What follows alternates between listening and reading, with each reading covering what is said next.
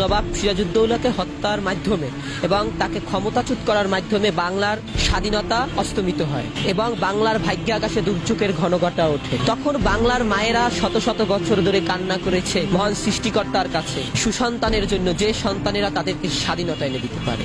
তাদের ভিতর অন্যতম ছিল মৌলানা আব্দুল হামিদ খান ভাসানী, বঙ্গবন্ধু শেখ মুজিবুর রহমান, হোসেন শহীদ সোহরাওয়ার্দী, শের বাংলাকে ফজলুল হক, সেক্টর কমান্ডার, পরবর্তীতে যিনি রাষ্ট্রপতি হলেন জিয়াউর রহমান। দেশের প্রতি যারা ভালোবাসছেন, দেশের জন্য যারা আত্মত্যাগ করে গিয়েছেন, দেশের প্রতি যারা শ্রম দিয়ে গিয়েছেন, তাদের কথা ভুলে গেলে চলবে না। আজকে দেখুন, বঙ্গবন্ধু শেখ মুজিবুর রহমান 1971 সালের 7ই মার্চ যে তার একটি কালজয়ী ভাষণ দিয়েছেন, সেই ভাষণের মাধ্যমে সমগ্র জাতিকে একটা গণতন্ত্রকামী এবং একটা সাহসী জাতিতে রূপান্তর করেছিল এবং সমগ্র জাতি কিন্তু সেদিন বাঁশের লাঠিকে সমরাস্ত্রে রূপান্তরিত করেছিল। সেদিন যেই লোকটা নৌকা বাইছিল, সেই লোকটা বৈঠাকে সমরাস্ত্রে রূপান্তরিত করেছিল শুধু একটি কালজয়ী ভাষণে।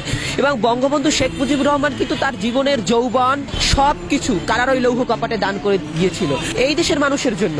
আজকে সবচেয়ে দুঃখের বিষয় হচ্ছে বঙ্গবন্ধুকে নিয়ে কটু কথা বলা হয়। আজকে জাতি কতটা ক্লান্তি লগ্নে পতিত হয়েছে, যে জাতি স্বাধীনতা সার্বভৌমত্বের জন্য যুগে যুগে কারারই লৌহ কপাটে জীবন দিয়েছে, যৌবন দিয়েছে, কেঁদেছে, তারপর সেই আম্রকাননের পলাশির প্রান্তরে পরাজিত হয়েছে, তারপর আবার 200 বছর পর স্বাধীনতা পেয়েছে। যেই সকল লোকগুলোর জন্য সেই সকল লোকদেরকে অপমান করে আজকে সেই সকল লোকদের এই মাটিতে বসে আজকে তাদেরকে কটু কথা বলছে। ছি, এগুলো আসলেই লজ্জা।